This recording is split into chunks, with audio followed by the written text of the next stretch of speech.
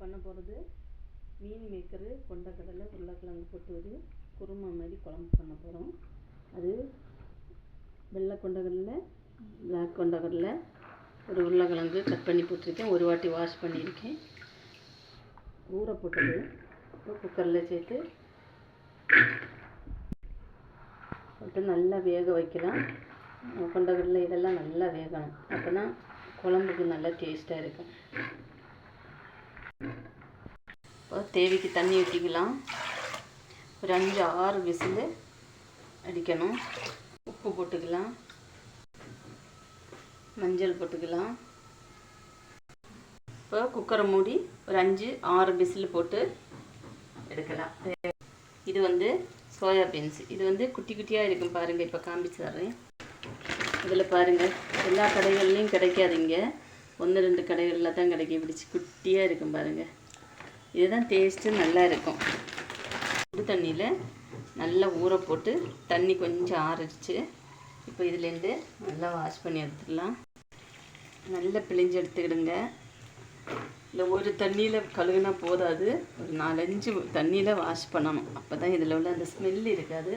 நம்ம அந்த கடலை எல்லாம் போட்டு குழம்பு வைக்கும்போது நமக்கு மட்டன் குழம்பு வச்சா எப்படி இருக்கும் அதே மாதிரி டேஸ்ட்டாக வாசனையாக நல்லா இருக்கும் டேஸ்ட்டாக.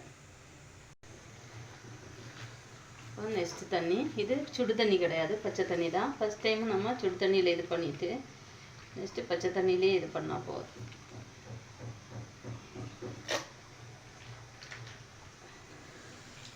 இந்த நுரையா வருது பாருங்கள். வந்து 3வது தண்ணி.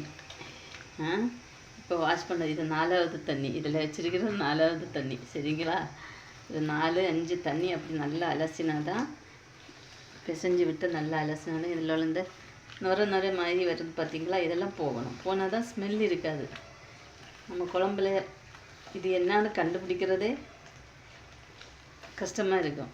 இது நான்வெஜ்ஜா வெஜ்ஜான்னு அந்த மாதிரி இருக்கும். குழம்பு சூப்பராக இருக்கும் டேஸ்ட்டாக. பாருங்கள், இந்த மாதிரி சுத்தமாக நீட்டாக பண்ணி எடுத்துடணும். இதில் வந்து நான் வீடியோ எடுக்கிறதுக்கு முன்னாடி இதில் போட்டுட்டேன். சாரி. இது இப்போ இதில் என்னென்ன சேர்த்துருக்கேன்னு சொல்கிறேன். 4 பச்சை மிளகாய் சேர்த்துருக்கேன். ஒரு 3 தண்டு கருவேப்பிலை சேர்த்துருக்கேன். கொஞ்சம் சேர்த்துருக்கேன். சின்ன ஜீரகம் சேர்த்துருக்கேன். சின்ன ஜீரகம் 1 ஸ்பூனு, பெருஞ்சீரகம் 1½ ஸ்பூன் சேர்த்துருக்கேன். பூண்டு, இஞ்சி சேர்த்துருக்கேன். இவ்வளவும் சேர்த்து இப்போது வெங்காயம் ஒரு 3 பல் சேர்த்துக்கலாம். 3-4 பல் சேர்த்துக்கலாம். கொத்தமல்லி போட்டுக்கலாம். தேங்காய் போட்டுக்கலாம். தண்ணி ஊற்றி அரைச்சிக்கலாம். இந்த மாதிரி நல்லா மை போல் அரைச்சி எடுத்தாச்சு. கடுகு போட்டுக்கலாம். தாளிக்கிறதுக்கு போட்டுக்கலாம். வெங்காயம் கொஞ்சம் அதிகம் போட்டுக்கிடுங்க. 2 பெரிய வெங்காயம் போட்டுக்கலாம்.